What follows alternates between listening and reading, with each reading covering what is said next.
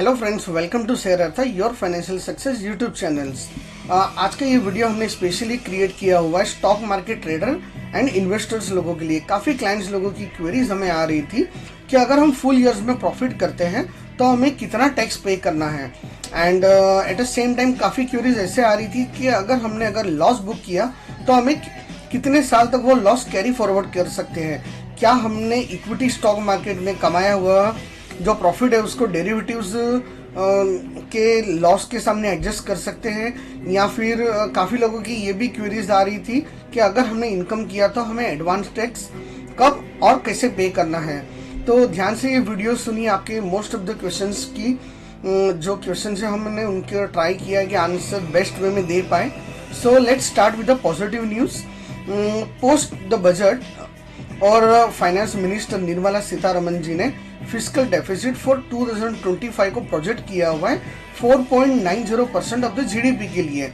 And आने वाले next year के लिए गवर्नमेंट का मानना है कि फिस्कल डेफिसिट को बिलो 4.50% हो सकती है। एंड इन्फ्लेशन जिसको हम कहते हैं हिंदी में महंगाई, सो इन्फ्लेशन का target for this year government ने 4% रखा हुआ है। एंड इन्फ्लेशन को कैलकुलेट किया जाता है गुड्स एंड सर्विसेज जो most of the house hold consume करते हैं। अभी बात करते हैं कि पोस्ट बजट काफी लोगों ने कहा कि ये अभी तक का सबसे वर्स्ट बजट है स्टॉक मार्केट ट्रेडर इन्वेस्टर के लिए in terms of increase tax load, जो टैक्सेशन बढ़ाया हुआ है। तो हम उसके बारे में बात करते हैं। सो काफी लोगों को हम बता दें कि अगर आप इंट्राडे ट्रेडर्स हैं, अगर आपने इंट्राडे ट्रेडिंग किया हुआ है तो इसे गवर्नमेंट स्पेकुलेटिव बिजनेस इनकम कहती है, जिसमें इक्विटी स्टॉक मार्केट में किया हुआ intraday, future options and overnight position and derivatives में अगर आप ट्रेड लेते हो तो इसे स्पेकुलेटिव इनकम कहा जाता है, जिसका जो टैक्स पे करना होगा वो आपके इनकम टैक्स स्लैब के हिसाब से होगा। अगर आप 7 लाख रुपए तक की इनकम करते हो तो आपको करीबन 5% टैक्स पे करना पड़ेगा। अगर आपकी इनकम 15 लाख से ज़्यादा हो तो आपको करीबन 30% का टैक्स पे करना पड़ेगा on what ever the income you made. अभी बात करते हैं इंट्राडे में अगर स्पेकुलेटिव लॉस हुआ तो आप उसको सेट ऑफ कर सकते हो अगेंस्ट स्पेकुलेटिव इनकम ओनली, उसे कैरी फॉरवर्ड कर सकते हो अप टू 4 असेसमेंट ईयर के लिए। अभी बात करते हैं short term capital gain tax. So government ने इस बजट में short term capital gain tax को 15% से बढ़ा के 20% किया हुआ है। सो अगर आप शॉर्ट टर्म कैपिटल में इस साल में अगर 1 लाख रुपए का मुनाफा करते हो तो आपको करीबन 20,000 रुपया टैक्स पे करना पड़ेगा, जो लास्ट ईयर से 5,000 रुपया ज्यादा है। एंड अगर शॉर्ट टर्म कैपिटल लॉस अगर करते हो तो उसे आप सेट ऑफ कर सकते हो against the long term capital gain and against the short term capital gain. And इसे आप कैरी फॉरवर्ड कर सकते हो अप टू 8 असेसमेंट ईयर्स के लिए।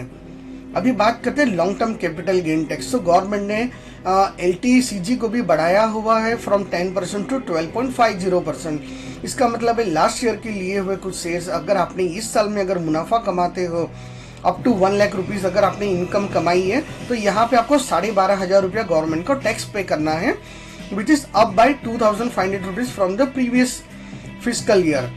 और यहाँ पे लॉन्ग टर्म कैपिटल लॉस अगर आप करते हो समझो तो उसे सेट ऑफ कर सकते हो against long term capital gain only. यहाँ पे आप शॉर्ट टर्म कैपिटल गेन के सामने आप एडजस्ट नहीं कर सकते हो। और इस टाइम जो किया हुआ आपने जो लॉन्ग टर्म कैपिटल लॉस जो बुक किया हुआ है उसे आप आने वाले 5 असेसमेंट ईयर्स तक आप कैरी फॉरवर्ड कर सकते हो। आप इक्विटी का लॉस को डेरिवेटिव्स के सामने सेट ऑफ नहीं कर सकते हो। अभी बात करते हैं STT के बारे में। तो STT रेट रेस किया हुआ है फ्यूचर कॉन्ट्रैक्ट ट्रेड के लिए फ्रॉम 0.0125% को बढ़ा के 0.02% ऑफ द ट्रेडेड प्राइस किया हुआ है। इसका मतलब ये होता है कि अगर आपने 10 लाख रुपए का टर्नओवर किया in future trade, so STT charge की जाएगी करीबन ₹200 अब by ₹75 from the previous year. Last year आप उसको 125 रुपीज पे करते थे, इस साल से आपको 200 रुपया पे करना है। एग्जाम्पल के तौर पे अगर आप एक निफ्टी फ्यूचर बाय करते हो जिसका लॉट साइज क्वांटिटी 25 है और करंट मार्केट प्राइस 24,200 है तो इसकी टोटल वैल्यू होती है 6,05,000 रुपीज। तो इसके ऊपर अगर हम 0.02% से STT कैलकुलेट करें तो आपको 121 रुपीज STT पे करना है। और आपको बता दें STT is levied only on selling side पे ही लगती है। अभी बात करेंगे STT rate raise for options in securities.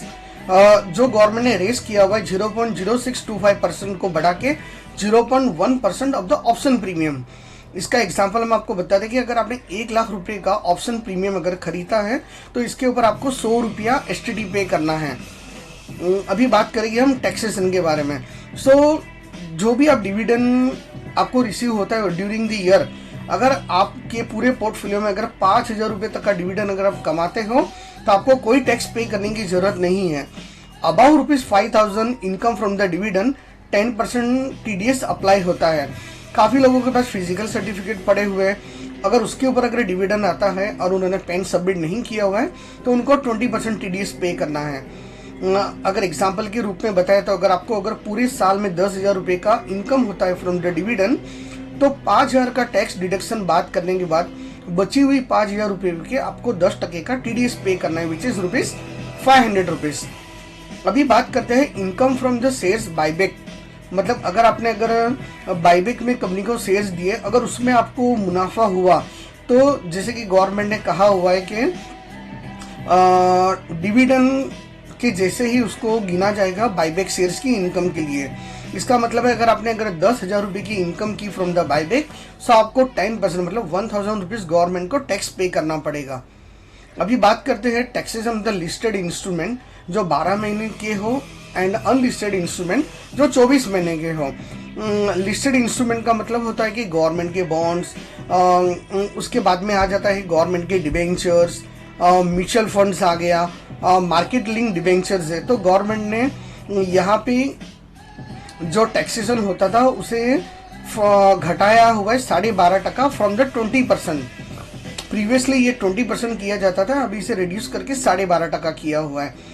Another positive बात करेंगे, angel tax is abolish for all the investor. इसका मतलब ये होता है कि गवर्नमेंट चाहता है कि इंडिया में जो नया स्टार्टअप इकोसिस्टम चालू हो रहा है वहाँ पे पहले क्या होता था कि जो भी कंपनी, जो प्राइवेट कंपनी कह सकते हो, जो स्टार्टअप कर सकते हो, जो लोगों पब्लिक से फंड रेज करती थी अबाउट द मार्केट वैल्यू, तो वहाँ पे गवर्नमेंट के 30.90% मतलब करीबन 31% एंजल टैक्स पे करना पड़ता था, जो अभी गवर्नमेंट ने टोटली एबोलिश किया हुआ है।